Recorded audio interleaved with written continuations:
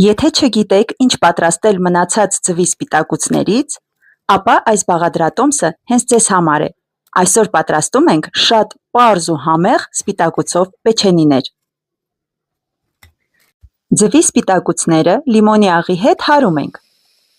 ապա քիչ-քիչ ավելացնում ենք շաքարավազը և կրկին հարում։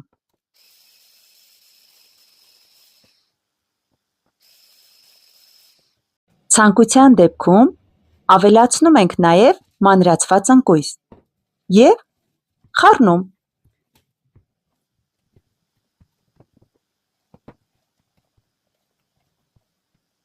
Ապա ստացված զանգվածը տեղափոխում ենք ձևավորման տոպրակի մեջ,